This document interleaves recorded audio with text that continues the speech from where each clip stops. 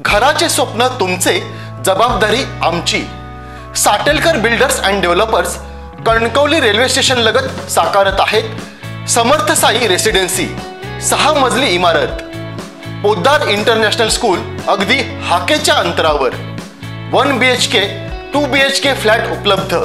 Building लगतच development plan मधील 12 गुंठे राखीव खुले गार्डन क्षेत्र, सागवानी फ्रेमसह मुख्य दरवाजा, 24 तास पाणी, लिफ्ट, ग्रेनाइट किचन ओटा, कन्सिल फिटिंग मॉड्युलर स्विच। संपर्क 9420 73 94 18 आणि 8605 74 10 30।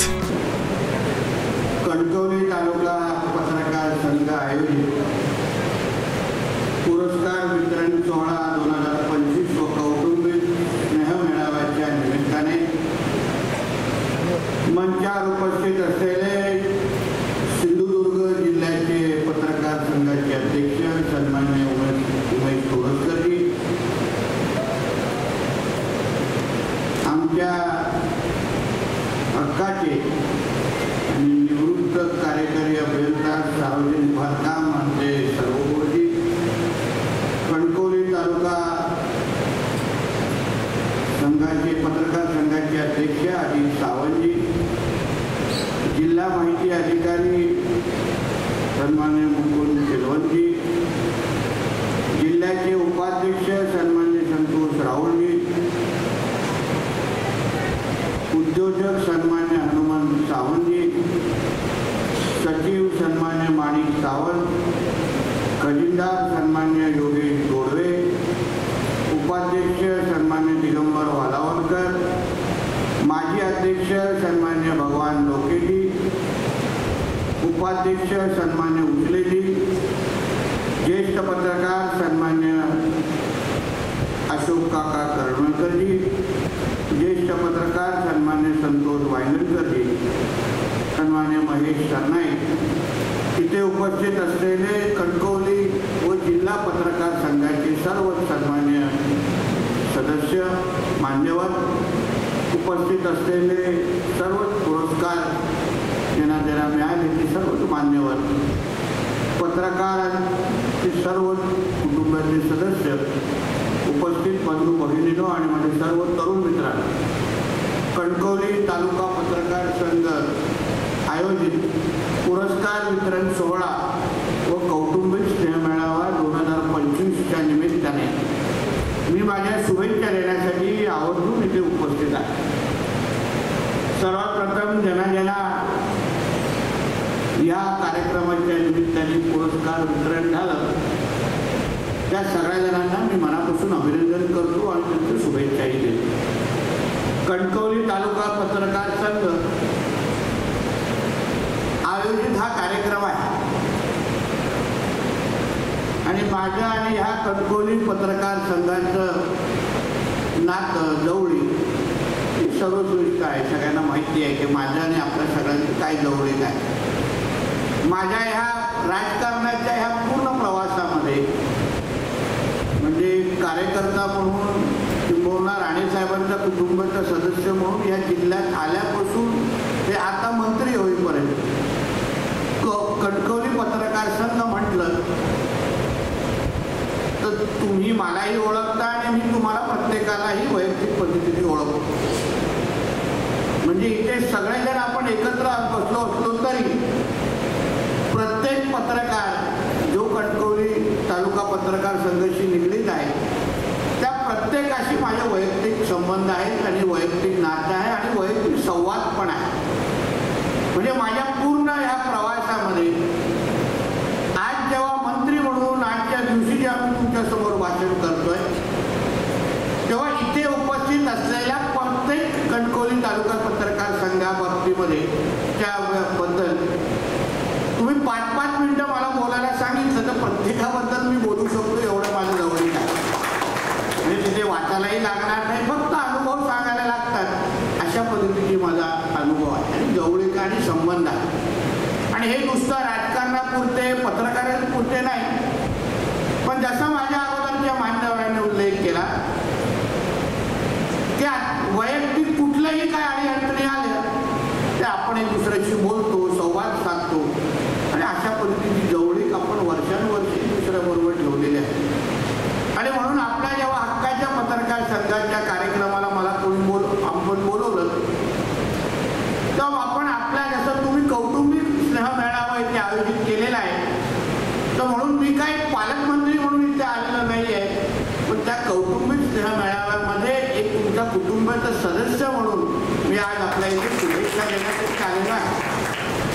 शेवटी आपल्यामधलं असलेलं नातं हे महत्त्वाचं आहे आणि ते जोपासण्याचं काम तुम्हीही केलेलं आहे आणि मीही केलेलं आहे. मित्र म्हणून किंवा अशोक काकांसारखे, वायनेकरसारखे ज्येष्ठ लोक इथे आहेत, त्यांच्याबरोबर असलेलं ज्येष्ठाचं नातं असो, सन्मानाचं नातं असो आणि अन्य माझे पत्रकार जे सदस्य आहेत ते आम्ही सगळेजण एका वयाच्या अवतीभोवती असल्यामुळे आपण एक दुसऱ्याबरोबर मित्र म्हणून, सहकार्य म्हणून आतापर्यंत वावरलेलो आहे. कधी एक दुसऱ्यावर असलेला फायदा नुकसान कधी कोणीच पाहिलेला नाही, पण मीही कधी ह्या दृष्टिकोनातून पाहिलं नाही की बाबा अशा पद्धतीचा संबंध ठेवल्यानंतर काय फायदे काय नुकसान हे बघितलं नाही. आपण हा प्रवास करत करत करत करत आतापर्यंत आलेलो आहे. जिल्ह्याचं राजकारण कसं बदलत गेलं, 10 वर्ष अगोदर काय होतं, आता काय होतं किंवा आता काय आहे किंवा पुढच्या 5 वर्षानंतर काय असणार, ह्याच्या कुठल्याही गोष्टीची काळजी न करता आपण एक दुसऱ्याबरोबर उभे राहिलेलो आहे, खांद्याला खांद्या लावून उभे राहिलेलो आहे आणि जे काही संबंध बनवलेले आहेत ते मला असं वाटतं आपल्या सगळ्यांची खरी संपत्ती आहे आणि ते जोपासण्याचं काम आपण सगळ्या जणांनी करायला पाहिजे. म्हणजे मी हक्काने कधी कधी मला आठवतं कधी कधी जेव्हा मालकांकडून प्रेशर येतं आणि 31 मार्च जवळ असतं तर असेही माझे पत्रकार मित्र आहे ते फोन करून इथे जी जरा राकेशला सांगा मालकांचा प्रेशर आहे, आपल्याला हे टार्गेट मला पूर्ण करायचं आहे, पुढे केला. असेही माझे मित्र, असे पत्रकार मित्र आहेत आणि हक्काने मला फोन करून सांगतात. किंवा दिवाळीचा अंक काढायचा आणि काही न विचारता एवढे मी घेते जोडून देते, हो घ्या काही विषय नाही. तर आपलं हे असे नातं, घट्ट नातं आपल्या सगळ्यांचं आहे आणि हे नातं असलंच पाहिजे असं मानणाऱ्यापैकी मी आहे. मी एक माझ्या राजकीय प्रवासामध्ये ठरवून आहे की मी कधी माझ्या होण्यावर, माझ्याबद्दल होणाऱ्या टीकेवर, माझ्याबद्दल कोणी काय वाईट, मी कधीही वाईट मानत नाही. हे कदाचित राणेंचा विपरीत स्वभाव असू शकतो, पण मी काय मनात लावून देणार नाही. मला काही मी फरक पडत बोलत नाही, मी मनाला लावून घेत नाही. पेपर उठून टीका होत असते, कधी कधी आपल्या लोकांना निगेटिव्ह लिहायचं असतं, कारण का बॅलन्स करणं काम आहे.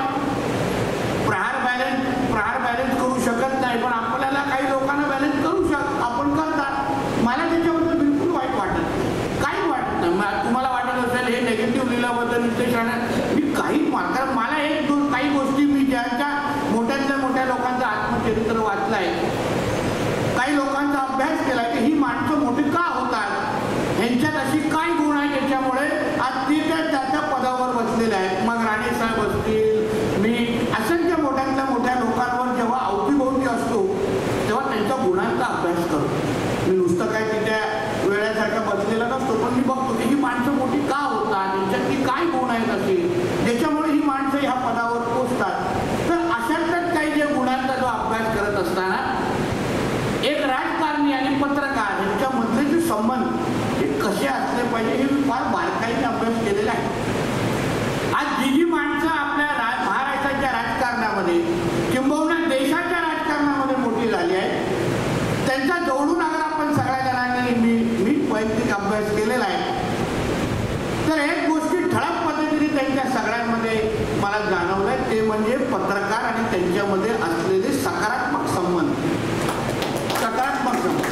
आपण कुठला तरी पत्रकार माझ्याबद्दल वाईट बोलतो म्हणून त्याच्याबरोबर अगर द्वेषाची भावना अगर आपण ठेवली तर तो माणूस कधीही राजकारणामध्ये मोठा होऊ शकत नाही. हे काळ्या दगडावरची सफेद रेष आहे. आता इथे काही तरुण राजकारणी आहेत ज्यांना राजकारणामध्ये यायचं असेल तर त्यांनी समजून घ्यावं, कारण मी काय एवढा 60-70 वर्षाचा ज्येष्ठ नाही, पण मी जे काही शिकलेलं ते ह्या गोष्टी आहेत म्हणून मी वाईट मानत नाही. ठीक आहे, आपण कुठेतरी चुकलो असेल म्हणून माझ्याबद्दल ते वाईट लिहिलं, ते सुधार केला पाहिजे, त्याच्याबद्दल सकारात्मक दृष्टिकोनातून पाहिलं पाहिजे, त्यांच्याशी संवाद साधला पाहिजे. ते असे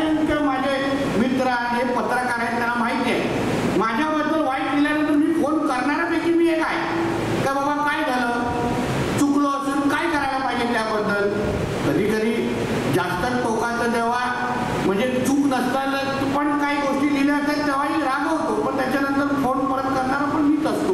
आणि म्हणून अशा पद्धतीच्या सकारात्मक संबंध ठेवणाऱ्यापैकी मी एक राजकारणी आहे.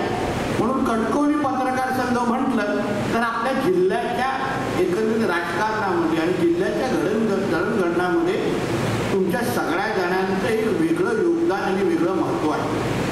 आपल्या जिल्ह्याकडे पाहिलं तर असे काही महत्त्वाचे जे तालुके आहेत ज्या तालुक्यांच्या माध्यमातून आपल्या जिल्ह्याचं राजकारण आणि विकासाची प्रक्रिया सुरू आहे किंवा वर्षानुवर्ष घडत चाललेली आहे. आणि त्याच्या सहभाग तुम्ही सगळेजण आहात, त्याच्यामध्ये उभे राहिलेले तुम्ही सगळेजण आहात. आणि म्हणून तुम्ही असंख्य मोठ्यातल्या मोठ्या राजकारणाच्या संपर्कात तुम्ही येता, मोठ्यातल्या मोठ्या समाज सुधारकांच्या संपर्कात तुम्ही येता. आता जिल्ह्यामध्ये आम्हा राजकारण्यांना तुम्ही विचाराल की कुठे घेतल्यावर तुमची पत्रकार परिषद गाजते किंवा प्रसिद्धी भेटते, तर त्याच्यामध्ये सावंतवाडीच्या अगोदर कणकवली आहे. आम्हाला माहिती आहे की कणकवली मोठी पत्रकार परिषद घ्यायची असेल तर कणकवली त्या तुमच्या बरोबर राज्यभर तुमची प्रसिद्धी आपल्याला भेटते. त्याच्यानंतर सावंतवाडी आहे, मग नंतर कुडाळ बिडाळ असे टप्प्याटप्पे घ्या. हे असं आम्ही तुमच्याबद्दल असलेला आमच्या जगासमोर प्रतिमा. आणि म्हणून आपल्या सगळ्यांची जबाबदारी पण तेवढंच महत्त्वाची आहे.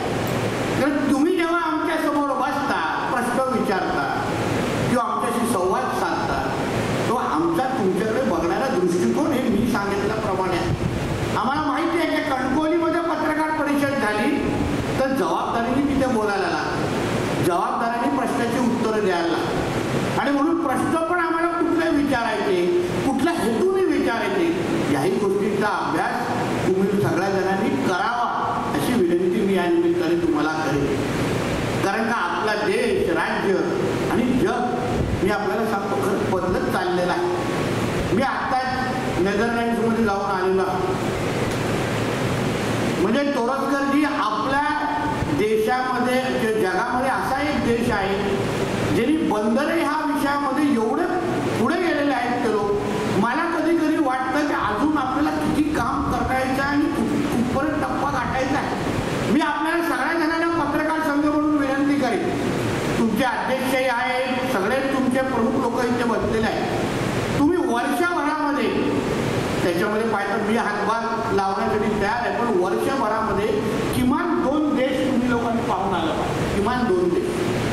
म्हणजे तुम्ही तुमच्या कार्यकारिणीमध्ये ठराव करा की ह्या वर्षभरामध्ये आम्ही कुठली 2 देश बघणार. मग कुठल्या देशामध्ये कुठल्या पद्धतीची क्रांती घडते.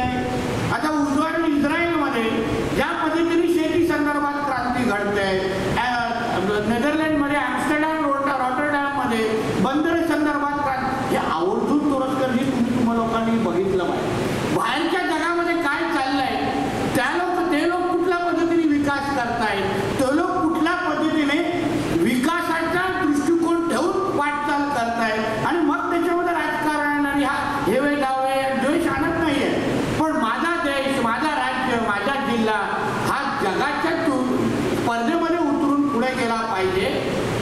त्याचे बदल घडले पाहिजे. त्याच्या वेळेत अगर ते बदल घडले नाही, त्याच्या वेळेत अगर ती क्रांती घडली नाही तर आपला देश, राज्य, जिल्हा हा मागे पडेल. ही भावना करून तुम्ही आजूबाजूच्या जगाचा अभ्यास करायला पाहिजे. जेव्हा आपण पत्रकार भवन बनवत होतो तेव्हा मी तुम्हाला का बोललो की बाबा डिजिटलायझेशनमध्ये आपण पुढे गेलो. इमारत बनते हो, आपले DIO आहे, डिस्ट्रिक्ट जिल्हा म्हणजे माहिती अधिकारी आहेत, त्यांना विचारा मी त्यांच्याशी काय बोलतोय की तुम्ही आपल्याला आपल्या जिल्ह्यामध्ये प्रसिद्धीची वाटचाल करत असताना, माहिती तंत्रज्ञान असलेली वाटचाल करत असताना काही मोजक्या गोष्टी माझ्याने त्यांच्यामध्ये चर्चा झाल्या. मी त्यांना सांगितलं की प्रत्येक खात्या प्रमुखांची सातत्याने पत्रकार परिषदा आणि माहिती देण्याची एक सिस्टम तुम्ही लावली पाहिजे. जनतेशी आपण बोललो पाहिजे, पालकमंत्री म्हणून नाही, जिल्हाधिकारी म्हणून नुसतं नाही, जिल्ह्याचे CO म्हणून नाही, पण आरोग्य खातं असेल किंवा ST खातं असेल, प्रत्येकाने तुमच्या खात्यामध्ये नेमकं काय चाललंय हे जिल्ह्याच्या पत्रकारांच्या माध्यमातून तुम्ही लोकांशी संवाद साधला पाहिजे. लोकांना कळलं पाहिजे की जिल्ह्यामध्ये काय नवीन होत आहे. आता उद्या नवीन CT स्कॅन मशीन आली आणि फक्त ते आरोग्य खात्यालाच माहिती तर चालणार का. आपल्याला आपल्या ऑपरेशनची कधी कधी प्लॅनिंग प्लॅनिंग करायला लागते, त्याची आर्थिक तरतूद करायला लागते कुटुंब म्हणून. मग आपल्याला कळलं पाहिजे ना आपल्या जिल्ह्यामध्ये आरोग्याच्या क्षेत्रामध्ये काय काय नवीन येत आहे, ट्रान्सपोर्ट क्षेत्रामध्ये काय येत आहे, PWD क्षेत्रामध्ये काय येत आहे, महसूल या क्षेत्रामध्ये काय वेगवेगळं घडत आहे, या सगळ्या गोष्टी कळल्या पाहिजे. आणि म्हणून त्यांना सांगितलं तुम्ही सातत्याने जिल्ह्याच्या पत्रकार संघाच्या लोकांशी तुम्ही संवाद साधा, बोला, पत्रकार परिषद झाली पाहिजे.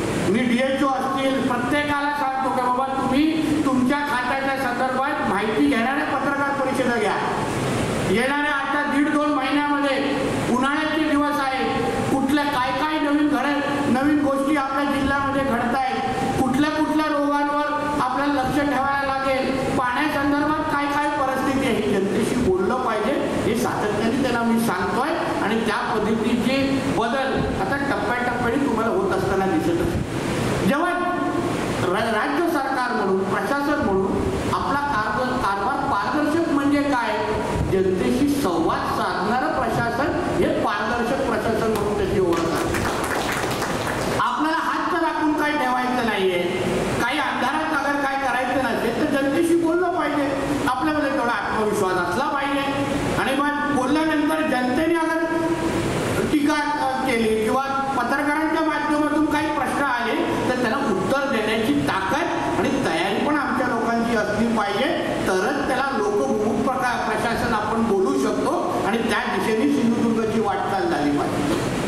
दुसरं एक त्यांना मी सांगितलं की बाबा आता बघा सगळ्या कालानुसार सगळ्या पत्रकारिता पण बदलते. आपल्या इकडे ब्रेकिंग न्यूजच्या युट्यूबचे चॅनल नवीन घडत आहेत. असंख्य नवीन संपादकांची संख्या आपल्या जिल्ह्यामध्ये वाढते.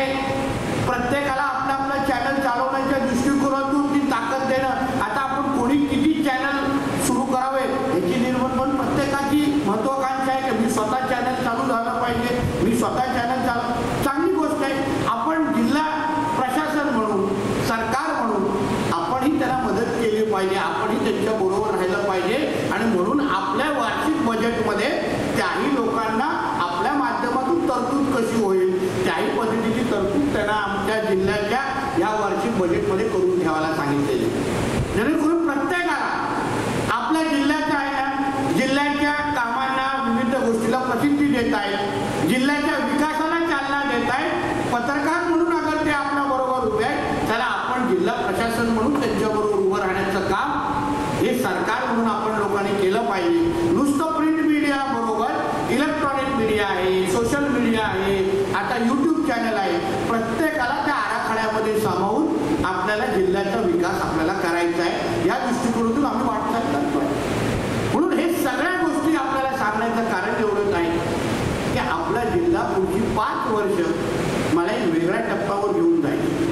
पारंपरिक दृष्टिकोनातून नुसतं ते काय रस्ते, पाणी, वीज हा टप्पा आपण आता जिल्हा म्हणून गाठलेला आहे.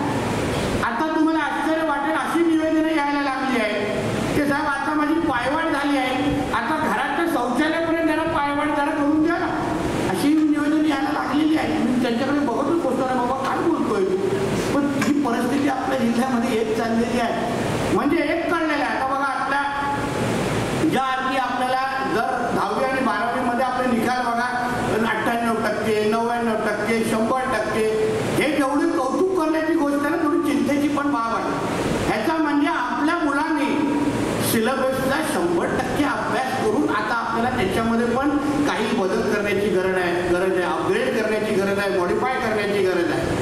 तसंच आता आपल्या जिल्ह्याने पायाभूत सुविधाच्या बाबतीमध्ये एक टप्पा गाठलेला आहे. आता पुढचा टप्पा गाठण्याची आपल्याला गरज आहे. मग मी एक नवीन प्रयोग मी आता टप्प्याटप्प्याने तुम्हाला माहिती देणार आहे म्हणजे या काही दिवसामध्ये. पण जसा मी उल्लेख करत आलेला आहे आर्टिफिशियल इंटेलिजन्सच्या बाबतीमध्ये आपला जिल्हा एक फार महत्त्वाच्या टप्प्यावर आज उभा आहे. माझ्या 3 ते 4 बैठका मुंबईत झालेल्या जिल्हा प्रशासनाबरोबर आमच्या बैठका सुरू आहेत. आपल्या जिल्ह्यामध्ये आपल्याला माहिती आहे 60% आज आपण मॅनपॉवर बरोबर काम करतो. म्हणजे शासकीय यंत्रणामध्ये जे काही रिक्त पदं आहेत ते सगळं धरून फक्त 60% आपली पदं जिल्ह्यामध्ये भरलेली आहेत. सरकारसमोर आव्हानं असतात. सरकार लोकप्रिय जेव्हा योजना आणल्यानंतर काही गोष्टीची झळ सरकार म्हणून आपल्याला बसते.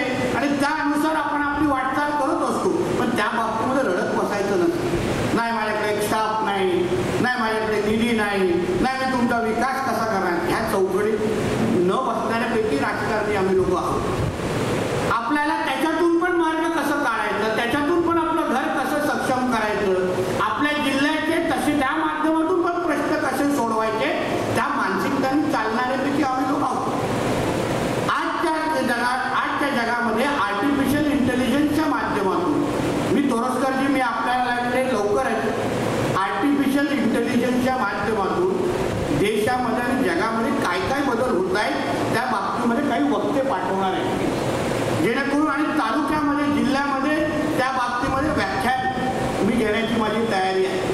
जनतेला कळलं पाहिजे जगामध्ये काय चाललंय, आपल्याला कळलं पाहिजे आर्टिफिशियल इंटेलिजन्सच्या माध्यमातून आज प्रत्येक क्षेत्रामध्ये रोबोटिक्स असेल, आर्टिफिशियल इंटेलिजन्स असेल, त्या माध्यमातून तिथे देश कुठल्या दिशेने अगर विकसित होत चालली आहे त्या बाबतीमध्ये माहिती आपल्याला भेटली पाहिजे. आम्ही असे 8 ते 9 डिपार्टमेंट आपल्या जिल्ह्यातले आयडेंटिफाय केले आहेत जे आर्टिफिशियल इंटेलिजन्सच्या माध्यमातून आपण आता त्या क्षेत्रातले प्रश्न सोडवण्याची आपल्या लोकांची तयारी आहे. मार्वल नावाची एक एजन्सी आहे आर्टिफिशियल इंटेलिजन्सची, आमच्या फडणवीस CM साहेबांच्या माध्यमातून ती आपल्या डिपार्टमेंट निहाय, उदाहरण माझ्याकडे फिशरीज आणि बंदर डिपार्टमेंट आहे, प्रत्येक डिपार्टमेंटमध्ये आर्टिफिशियल इंटेलिजन्सच्या माध्यमातून प्रश्न सोडवण्यासाठी आम्हाला ती एजन्सीची ओळख करून दिलेली आहे. मग मी त्या दिवशी त्या एजन्सीबरोबर बसलो आणि मग मी त्यांना विनंती केली की एक काम करा, तुम्ही मला माझ्या डिपार्टमेंटमध्ये मदत करताय, चांगली गोष्ट आहे, तुम्ही माझ्या सिंधुदुर्ग जिल्ह्यातल्या आमच्या प्रशासनाबरोबर त्याची भेट घडून दिली. आणि मग तिथे आम्ही थोडा अभ्यास करायला सुरुवात केला आहे की उदाहरण आरोग्य खात्यामध्ये, आता आरोग्यामध्ये आपल्याला माहिती आहे आपल्याकडे स्टाफ कमी आहे, आपल्याकडे डॉक्टर कमी आहे, आपण दरवर्षीची आपली रणगाडी आहे. आणि आमदार म्हणून असं एक अधिवेशन केलं नव्हतं जिथे मी संबंधित आरोग्य मंत्र्याला उठून बोललो नाही की बाबा तुम्ही आमच्याकडे डॉक्टर देत नाही. आता त्याला आपल्याला माहिती आहे की हे प्रश्न न सुटणारे आहेत, कारण आपल्याकडे भौगोलिक पद्धतीने असलेला आपला दुर्गम जिल्हा असल्यामुळे आपल्याकडे डॉक्टर येत नाही ही परिस्थिती आहे. याचा तोडगा काय काढायचा, तर तोडगा आहे आर्टिफिशियल इंटेलिजन्सच्या माध्यमातून. तर त्याच्यामध्ये असा अभ्यास करायचा आम्ही सुरू केलेला की बाबा येणाऱ्या 3 महिन्यामध्ये त्याला कुठले कुठले रोग येऊ शकतात, त्याच्या बाबतीमध्ये कुठले, आता भोपाळमध्ये बसलेला डॉक्टर तो संबंधित रोगाबद्दल आर्टिफिशियल इंटेलिजन्सच्या माध्यमातून, भोपाळ असेल, गुजरात असेल किंवा अन्य दुबईमध्ये बसलेला डॉक्टर आपल्या डॉक्टरांशी कनेक्ट करून आर्टिफिशियल इंटेलिजन्सच्या माध्यमातून त्या इथे निदान करू शकतो, ट्रीटमेंट देऊ शकतो आणि आपल्याला ते प्रश्न सोडू शकतो. अशी यंत्रणा आज आपल्या जगामध्ये उपलब्ध आहे. पुढच्या 3 महिन्यामध्ये आपल्याला औषधांचा स्टॉक नेमका किती लागणार, तेवढाच स्टॉक आपण आपल्या इथे अगर उपलब्ध केला तर आपल्याला कधीही औषधाची कमतरता भासणार नाही. असं प्रत्येक क्षेत्रामध्ये आर्टिफिशियल इंटेलिजन्सची मदत घेऊन आपण आपल्या जिल्ह्याच्या 90% प्रश्नांचा तोडगा काढू शकतो अशी क्षमता त्या क्षेत्रामध्ये निर्माण झाली. म्हणून मी आपल्याला सांगतो की आपण बाहेरचे दौरे तयार, मी त्याच्यामध्ये तुमच्यावर सवाल, जगामध्ये ह्या सगळ्या गोष्टी होत चाललेल्या आहेत. मी जेव्हा रॉटरडॅमला गेलो ते बंदर या क्षेत्रामध्ये एवढे पुढे गेलेले आहेत. आता उदाहरण काल मला रत्नागिरीला जायचं होतं, आता तेच अगर मला बाहेरगावच्या देशामध्ये असतो तर मी एका इकडे बोटमध्ये बसलो असतो, रत्नागिरीमध्ये उतरलो असतो, माझं काम करून परत त्या मार्गावर रात्री आलो असतो. मला 2 वाजता रात्री परत येण्यामध्ये रस्त्याची अवस्था तुम्हाला माहिती आहे, तो एक वेगळाच संघर्ष आहे, त्याच्यावर आपण काम करतोय. म्हणून माझा असा विचार आहे की चला आपण विजयदुर्गच्या इकडून जेटीमध्ये बसायचं, रत्नागिरीच्या इथे जेटीवर उतरायचं, काम संपवायचं, परत तिथे बसायचं, विजयदुर्गला उतरायचं किंवा आपल्या इथे जवळच्या समुद्राकडे उतरायचं, परत यायचं, कामाला लागायचं. वेळ वाचतो ना आपला, वेळेवर तर सगळ्या गोष्टी आहेत. एका दिवसामध्ये अगर प्रवासामध्ये अगर आपल्याला एवढं वेळ लागत असेल तर आपण आपला वेळ कसा कमी करू शकतो ह्यावर आपण लोकांनी काम करायला लागतं. म्हणून ही पुढची 5 वर्ष आता कुठलंही राजकारण आणण्याचा माझ्या डोक्यामध्ये कुठलाच विषय नाही. मला ठीक आहे, आमचे राजकीय स्पर्धक आहे, मी काय त्यांना शत्रू मानत नाही, मी काय कोणाच्या वैयक्तिक शत्रू नाही, पण त्यांना त्यांचं टीका करण्याचं त्यांचं काम आहे, त्यांनी करू, नाहीतर आपला पेपरच भरणार नाही, आपलं चॅनलच चालणार नाही. म्हणून त्यांनी पालकमंत्री म्हणून माझ्यावर टीका करायलाच पाहिजे. मी स्वागत करतो, मला जसं पाहिजे की बाबा थोडं याला मोठं करायचं आहे, थोडं मी उत्तर देत बसतो मध्ये मध्ये, मलाही थोडं जरा कमी जास्त करायला पाहिजे ना. इथे सिंधुदुर्गाचं राजकारण कसं असलं पाहिजे हे आपण बसून अगर ठरवलं तर आपल्याला व्यवस्थित पद्धतीने प्रवास करू शकतो. पण मग पुढची 5 वर्ष चालत असताना आता ह्या 5 वर्षामध्ये असंख्य नवीन संकल्पना माझ्या डोक्यामध्ये आहेत, ते मी त्या टप्प्याटप्प्याने करून मी करणार आहे. त्याच्यामध्ये आपला साथ, मार्गदर्शन आणि आपली ताकद बरोबर असणं ही गरजेचं आहे. मी काय ह्या सगळ्या कार्यक्रमाला आवर्जून येतो, काय या गोष्टी तुम्हाला सांगतो, कारण का मी एकटा काहीच करू शकणार नाही, शक्यच नाही मला तुमच्या सगळ्या जणांची, प्रत्येक क्षेत्रातल्या लोकांची मला साथ हवी आहे, मार्गदर्शन हवं आहे. खांद्याला खांदा लावून आपल्याला काम करायचं आहे. तुम्ही त्या गोष्टी शिका. मी का बोलतोय, बाहेरच्या जगात काय बघा, नाही तर मी बोलू शकतो ना, बघू नका तिथे काहीतरी बघा, इथे येऊन जगात काय तुम्ही मागासलेले ठेवता आम्ही. पण माझी इच्छा आहे की तुमची मानसिकता पण तुम्ही पण तयारी बघितली पाहिजे. तुम्ही जगामध्ये काय चाललंय, सिंगापूर, दुबई, बाहेरच्या देशामध्ये नेमकं ते कुठे पुढे चाललंय. वॉटर टॅक्सी ही जी काय संकल्पना आहे, उदाहरण वेंगुर्ला पासून दोडामार्गला अगर जायचं असेल किंवा आपला विजय दूर करून अगर आपल्या मांडवा इकडे जायचं असेल तर त्याची तयारी आम्ही लोक आता ह्या निमित्ताने करतो. माझा प्रयत्न आहे की ह्या गणपती उत्सवाच्या निमित्ताने जसं रस्त्यावरून येणारे आपले चाकरमानी आहेत, विमानावरून येणारे चाकरमानी आहेत, ट्रेनमधून येणारे चाकरमानी आहेत, यावेळी बोटीतून पण येणारे चाकरमानी तुम्हाला अशा गोष्टीची तयारी माझी सुरू आहे. M2M नावाच्या एक बोटची जे कंपनी आहे, रोरोचे, त्यांच्याकडे मोठ्या 2 शिप आहेत. ते आमच्या अंतिम टप्प्यामध्ये चर्चा चालू आहे. तुम्ही माझगाव डॉकमध्ये आपली गाडी टाकायची, विजयदुर्गमध्ये गाडी काढायची, नातेवाईकांकडे गणपतीकडे जायचं, परत गाडी 10 दिवसानंतर त्याच्यात टाकायची आणि मुंबईमध्ये माझगावला उतरायचं आणि परत आपल्या घरी निघून जायचं. अशा पद्धतीची यंत्रणा लावण्याची आमची तयारी. ह्या सगळे बदल आता येणाऱ्या दिवसामध्ये तुम्हाला दिसणार आहे. माझे एक मोठा प्रयत्न जो चालू, जो अंतिम टप्प्यामध्ये मी विचार केला, आता आपल्याला पर्यटन क्षेत्रामध्ये आपण नेहमी बोलतो वाढ झाली पाहिजे, वाढ झाली पाहिजे, म्हणजे काय. मग मी विचार केलं की जे काय तुम्ही आता स्वित्झर्लंड बघा, मोठ्यातले मोठे देश बघा, हे आपल्या आपल्या देशामध्ये, राज्यामध्ये हे मोठे मोठे चित्रपटांचे कार्यक्रम का घेतात, अवॉर्ड फंक्शन का घेतात. त्यांना काय कलाकारांना बघायची खायचं म्हणून नाही, पण एक आपल्या इथे अगर मोठा फिल्म फेस्टिवल झालं, मोठं कुठलं अवॉर्ड फंक्शन झालं, फिल्मफेअर, झी सिने अवॉर्ड, आयफा अवॉर्ड सारखे मोठे झाले, ते मोठ्यातले ते बॉलिवूडचे कलाकार एकदा आले, ह्यांच्या प्रत्येकाचं फॉलोअर एवढा मोठा आहे. आता उदाहरण एकट्या सलमान खानला 10 ते 12 करोड लोक फॉलो करतात. एकटाच्या विकी कौशलला 15 ते 20 करोड लोक आता त्याच्या एकटा अकाउंटवर फॉलो करतात. मग थोडा एकदा विचार करा, विकी कौशल अगर आपल्या वेंगुर्ल्याच्या बीचवर आला आणि त्यांनी सांगितलं की बघा मी आज सिंधुदुर्ग जिल्ह्यामध्ये आलोय, हे बघा केवढे मोठे सुंदर बीच आहे, त्यांनी तो व्हिडिओ अगर आपल्या अकाउंटवर टाकला, किती लोक आपल्या जिल्ह्यामध्ये शोधत येतील. म्हणून मी सुभाषचंद्रजींना फोन केला. साहेबांचे आमचे जुने मित्र आहेत, मी त्यांना जाऊन भेटलो. मी त्यांना सांगितलं की सुभाषचंद्रजी, तुमच्या 2026चा झी सिने अवॉर्ड आहे, तुम्ही आमच्या सिंधुदुर्गमध्ये घ्या.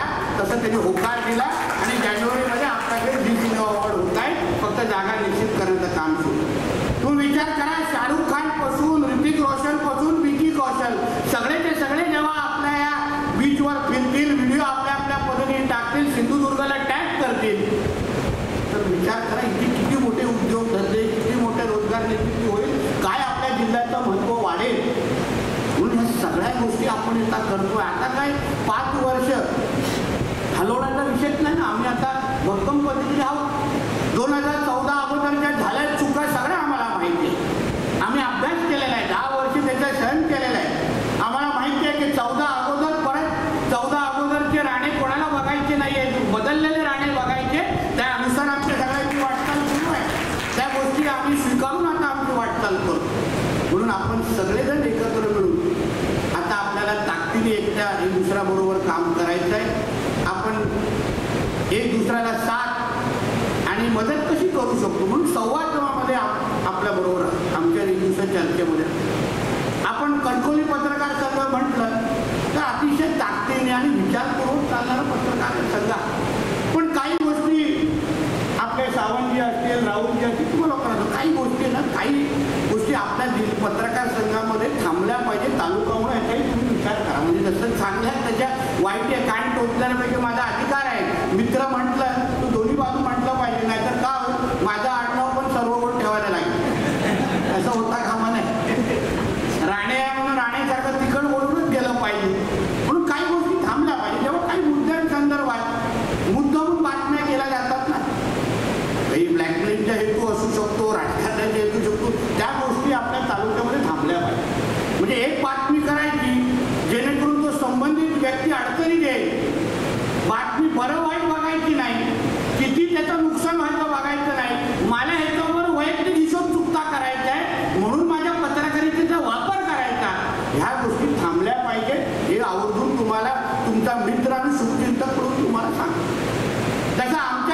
क्षेत्रामध्ये असे काय ITI ॲक्टिव्हिस्ट आहेत, या ITIचा फायदा ITI कायद्याचा फायदा कशासाठी काढला आणि वापर कोण करतो हे वेगळा संशोधनाचा विषय आहे.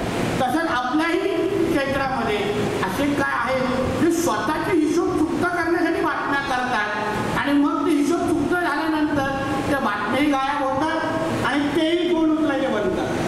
ह्या गोष्टी जरा बंद करा.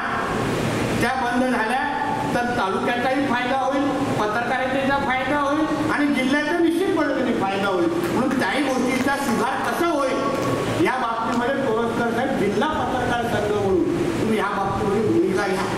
कारण आमच्यामध्ये पण जेव्हा राजकारणामध्ये असे काही लोक असतात जे पदाचा गैरफायदा घेतात, त्याचं नुकसान आम्हाला होतो, म्हणून त्यांना थांबवण्याची जबाबदारी कशी आमची आहे, तसे ही थोडी लागलेली कीड ही पण साफ करण्याची जबाबदारी आपल्यासारख्या ज्येष्ठ आणि जबाबदार लोकांची आहे. हे मी आवर्जून आपल्याला ह्या निमित्ताने सांगतो. शेवटी मी जाता जाता एवढंच सांगतो, जिल्हा आपला एक महत्त्वाच्या टप्प्यावर उभा आहे. तुम्ही विचार करा, 2014 आपल्याकडे सिवन येणार होतं, आपल्याकडे एअरपोर्ट येणार होतं आणि तेव्हा राजकारणामध्ये बदल झाला आणि 10 वर्षाचा टप्पा तुम्ही सगळा पूर्ण प्रवास तुम्ही लोकांनी पाहिलेला आहे.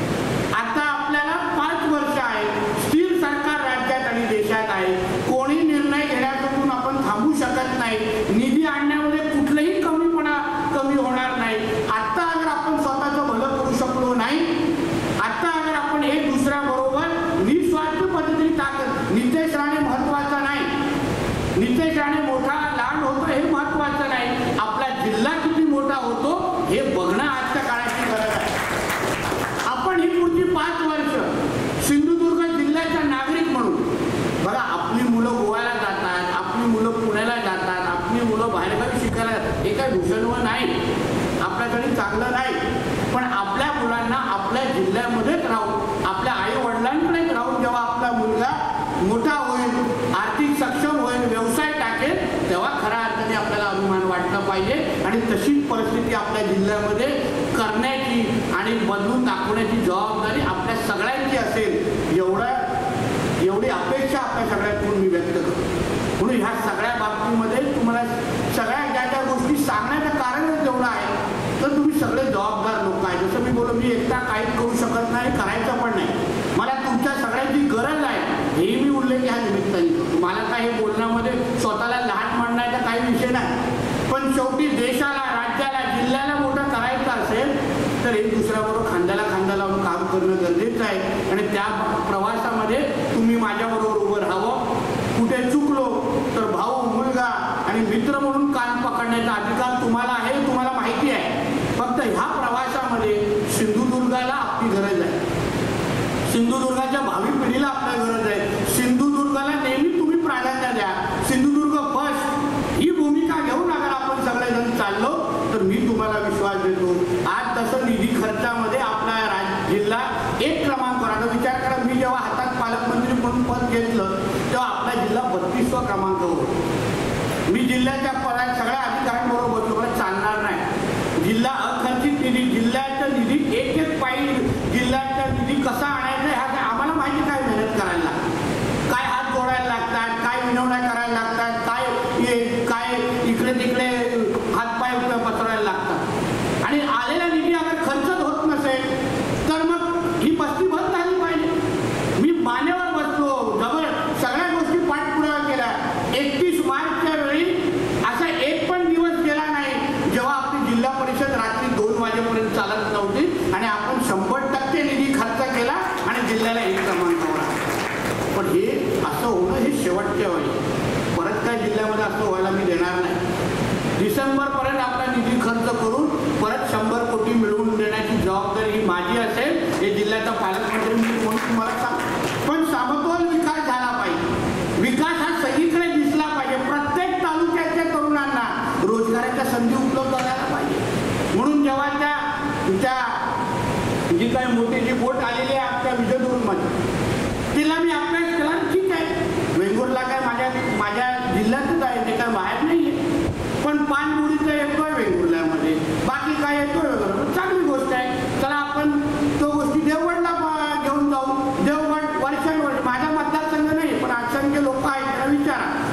वर्ष देवगड दुर्लक्षित तालुका, तिथे काहीच होत नाही. जायचं म्हणजे लोक डोक्यावर आटा आणणार आहे, कोण जाणार देवगड, काय काम आहे तिथे. पण मला चला समतोल साधू थोडं जिल्ह्याच्या तो विषय, अगर पाणबुडीचा प्रकल्प विजयपूरला येत असेल तर हा प्रकल्प देवगडला येऊन दे. केसरकर साहेबांना आमच्या कुणकेश्वरी कशाला आवडतात, खूप वेळा आमच्याकडे आशीर्वाद घ्यायला तिथे कुणकेश्वरला जातात. आमच्या तिकडच्या MTDCला कुटुंबावरून राहतात, म्हणून कुणकेश्वरला घेऊन गेलो तर केसरकर साहेब का वाईट म्हणणार नाही, मला साथच देतील मला त्या बाबतीमध्ये. म्हणून जिल्ह्याचा विकास करत असताना आता मी विचार केला असता तर नाही GCला अवॉर्ड घेऊन यायचे तर ते पण देवगडला घेऊन, ते व्यवहारिक होत नाही. आपल्याला माहिती आहे की आपल्या जिल्ह्यामध्ये आजच्या तारखेला आपल्या इकडे 5 स्टार हॉटेल नाही. म्हणून आपल्याला गोवा आणि सिंधुदुर्गाच्या बॉर्डरवर अगर आपण GCला अवॉर्ड सारखे अवॉर्ड घेतले तो मोठ्यातले मोठे कलाकार ह्या वर्षी तरी त्याला बाजूच्या कुठला 5 स्टारमध्ये राहतील. 2 एअरपोर्ट आहे, मोपा आणि आपला चिपी, त्याच्यामध्ये अगर अवॉर्ड फंक्शन घेतलं त्या कलाकारांना येण्या जाण्यामध्ये सोपं होऊन जाईल. आणि म्हणून मी त्या दृष्टिकोनातून म्हणजे सगळंच देवगडला आणा, सगळंच वैभवडे आणा असे विचार करणाऱ्यापैकी मी नाही, अशा विचारपैकी नाही. म्हणून ह्या सगळ्या गोष्टी तुमच्यासमोर मांडण्याचं एवढंच उद्दिष्ट होतं ते शेवटी तुमच्याच माध्यमातून मी जनतेशी बोलू शकतो, तुमच्याच माध्यमातून जनतेला मी समजावू शकतो की मी ह्या सगळ्या गोष्टी करतोय. तुमच्या सगळ्यांची फक्त साथ आणि आशीर्वाद आणि ताकद माझ्या मागे, आमच्या मागे सरकार म्हणून उभे करा.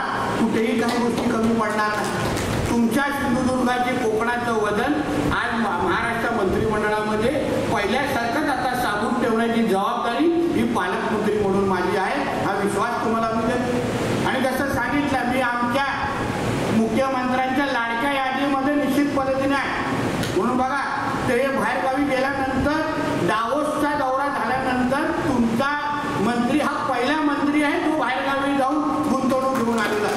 मी 3,500-4 हजार कोटीची गुंतवणूक आज बंदरे खात्यामधून आणून दाखवली आहे. 4 MOU मी माझ्या खात्यातले करून आज तिथे महाराष्ट्रासाठी गुंतवणूक आणलेली आहे. त्याच्यामध्ये 2 प्रकल्प आपल्या कोकणामधले आहेत. पण ह्या सगळ्या गोष्टी होत आहेत, होतील. तुमचा फक्त साथ आणि आशीर्वाद माझ्याबरोबर राहून दे.